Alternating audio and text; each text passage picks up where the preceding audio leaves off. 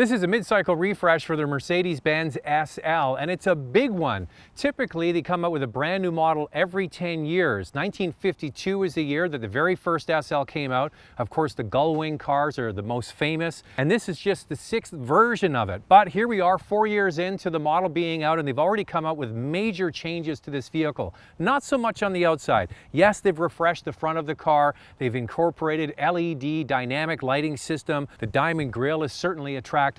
The one area of this car I wish they would change are the quite sort of soft looking rear lights. I wish they were a little square, a little bit more masculine. One thing you can't take away from the SL is the fantastic roof and trunk system. With one button, the whole back of the car opens up and swallows up the hard top roof, making this a car that you can drive in many different kinds of weather. In the back, the trunk is amazingly big.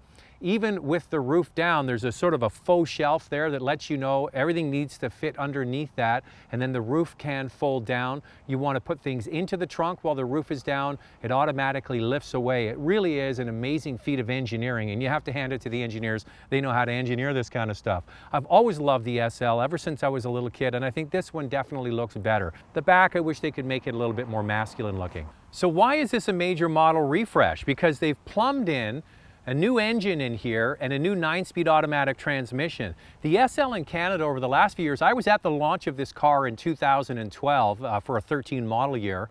In Canada, we never had the base 6-cylinder car. Now they've brought it out. And I think it's because of the Jaguar being selling very well. And I think that's the direct competitor to this car. That car is sold with a 6-cylinder with 340 or 380 horsepower. This car has 362 horsepower, and it changes everything dramatically. We'll show you the inside, then we'll take it for a drive, and the driving is good news. So even though this car has only been out for 4 years for this refresh, it does show how quickly interiors are changing, and it all focuses around electronics.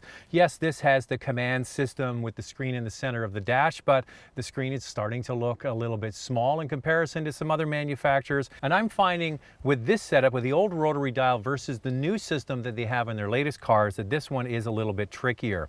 Also, somebody commented on YouTube about the lack of a heads-up display. Well, that's something that you can live without, in my opinion. Everything really is so close at hand. The instrument cluster is easy to read. The steering wheel feels nice in your hands. This car has some very nice features. It's got the air scarf, so on a cold day, you can put the screen up in the back, you turn on the air scarf, it takes in the cold air and blows warm air across your shoulders. And it seems like a silly kind of frivolous thing, but when you have it, boy, you like it. Add on to that heated and ventilated seats, and the seats have a dynamic setting to them. The bolsters can be adjusted, and when you go around a corner, the bolsters tip in a little bit, and when you're sliding over, they catch you. You can change how aggressive that is, and it really is actually a nice thing to have when you're going through the twisties. So the cabin inside really hasn't changed. It's a very nice place. It's beautifully done in here. Yes, this one has the wood. You can go for aluminum if you want a younger, sportier looking feel. So comfortable in here, absolutely. Just two people, you and your honey,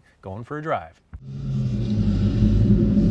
All right, let's get through a few of the things that changed with this car in 2013. Almost all aluminum structure now, 140 kilos lighter. And I'm just thinking, I do remember when we went to the launch of that car that it was only SL450 that was available in Canada. This 6-cylinder was not available, and this new power plant has the bi-turbo 6-cylinder with 362 horsepower, and now a 9-speed automatic transmission. The AMG cars still get the 7-speed transmission, and they're very big and powerful V8 turbocharged engines. This one, in my opinion, all comes together to work perfectly because this car, whether it's the gross vehicle weight or the curb weight, is about 50 to 60 kilos lighter than the V8 equipped car. And that adds up to a lot. And the way that this engine is dialed in with the transmission is just perfect.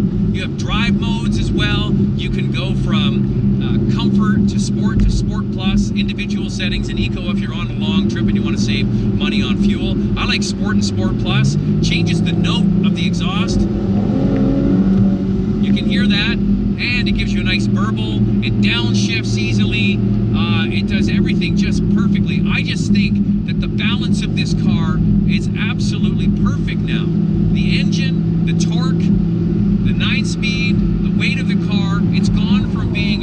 a very luxurious touring car now to a sporty car. This car really is a lot of fun to drive, and I'm absolutely amazed with the transformation. So if you're in the market for one of these cars, I urge you to try this one. Don't just go to the VA cars, because I think that this one is the one if you're more of a driver. If you like a touring car, just like the big horsepower, Mercedes will sell you that as well. So this new 450 in Canada is roughly $105,000. If you compare it to a 380 horsepower Jaguar F-Type S, that car is $94,000, also with an automatic transmission. The one thing about that car, you can get it with all-wheel drive, where this is just a rear-wheel drive car. So Mercedes-Benz is charging a premium. It does have the lineage, it does have the history, it does have a certain curb appeal that lets people know that you're driving something quite expensive. I think this is the car to get in the lineup, unless you're going for the crazy horsepower AMG cars. If you just want a really nice car to drive, this one does everything absolutely perfectly. The all-aluminum structure, the lighter engine, the turbocharged six-cylinder, the sounds, the different driving modes, it all comes together to be a very rewarding car, and it feels much sportier than it ever has. The bigger cars are heavier. This one really is the sportiest of the bunch. Thanks for watching, and it really does help if you can subscribe. If you want to watch a review of the all-new C-Class Cabriolet AMG 63S, that's a mouthful, click the picture on the left.